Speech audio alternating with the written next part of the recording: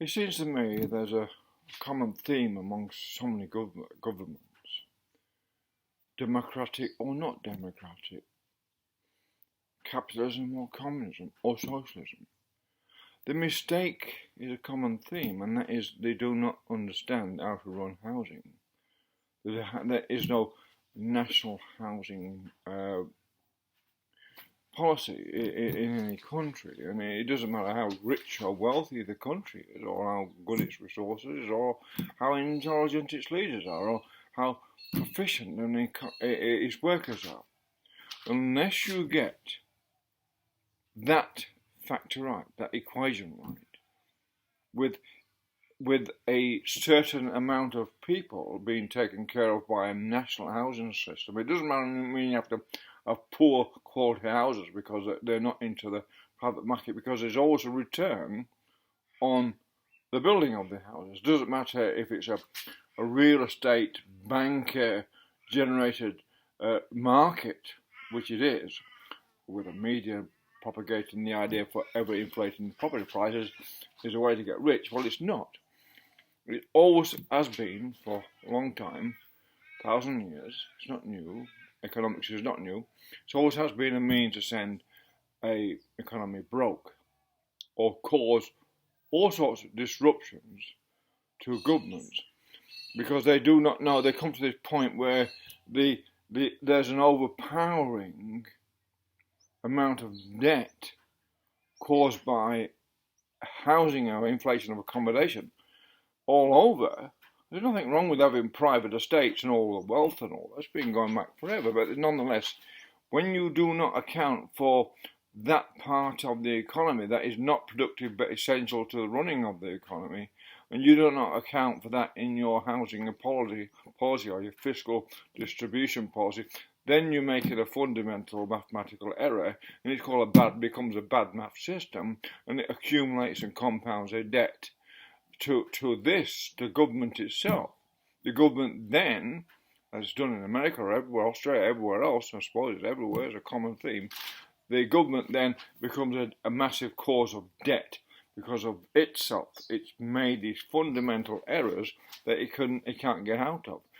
And that, if you want to connect the dots, much of what's going on in the world and in Ukraine and in Russia and all that, you can pinpoint it down to people not quite understanding how to handle economics, because there's enough resources in the world, and the thing about that is there's such a diversity of people in the world. Some people are quite happy to go along with their lives. They don't need to be accumulating property values and stuff like that because of they have to bolster their ego or whatever reason they do it. And this really has, because it's been happening for 25 years or more than whatever it's been happening, this real estate bonanza that's now going to collapse. There's no doubt it's going to collapse. This is getting into that holistically, a whole country getting into it.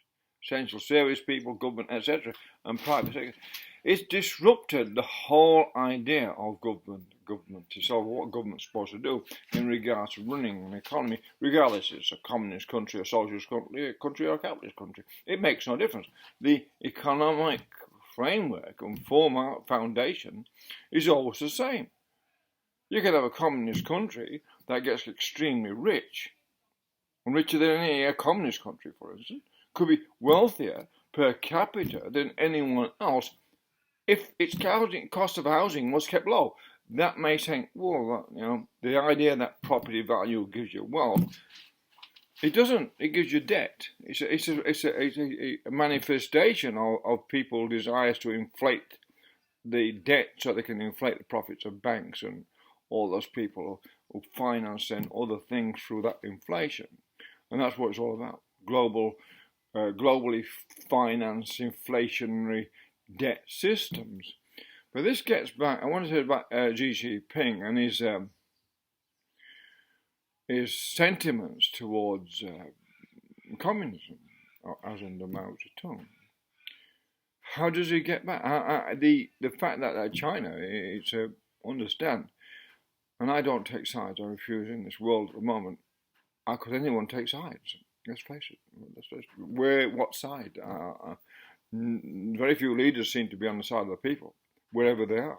They're on the side of their own selves and their own ego, and they already, what's in play by the previous mistakes. All governments today may not be to blame, because they got the previous mistakes. The setups have been, things have been set up in the previous regimes or previous governments that governments now have got to deal with, and it's being dealt with in ways that are totally contentious because it's totally aggressive and it doesn't make sense. It doesn't solve anything. It makes things far worse when you go to war over something instead of settling it economically in a way that manages situations so it brings out a peaceful result.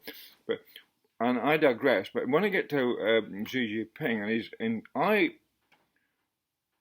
I empathise with him the idea that he knows that the 30% of the Chinese economy is based on real estate.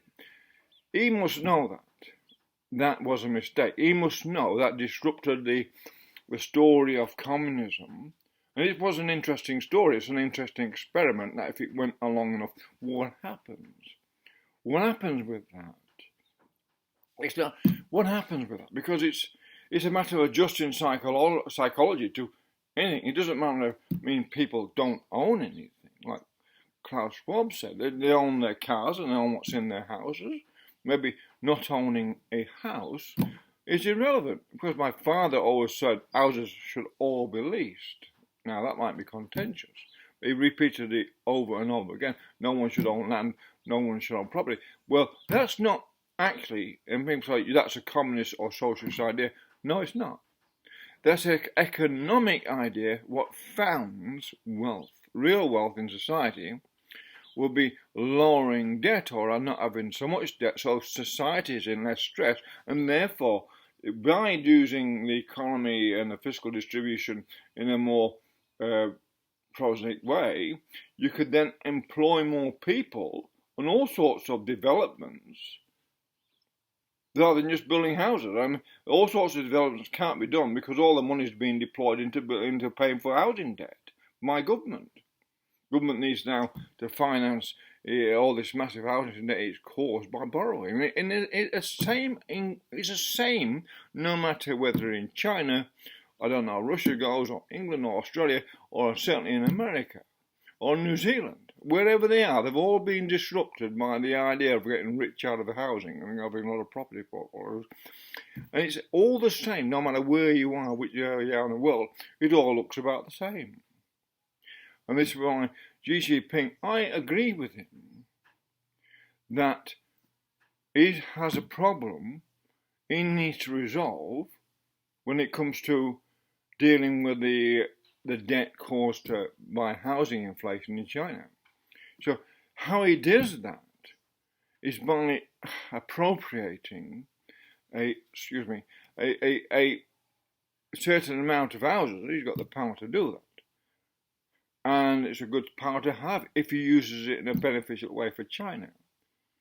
But he needs to work to cooperate with the people who will find the idea they want the property ownership. That's a thing that's established into the psychology. He needs to deal with that in a cooperative way. So he gets those people on side and has a look at how he then changes the housing paradigm. So some of it's nationalised, and then you can then regulate the cost of salaries and wages according to what Adam Smith explained to us many years ago. 20% or 25% of an income then allows the then, without any stress, without any coercion on society, it allows it, frees society up. It's a sort of a freedom not to be worried about. It's a freedom for the government itself not to be worried about too much debt, housing debt. That's freedom for the government.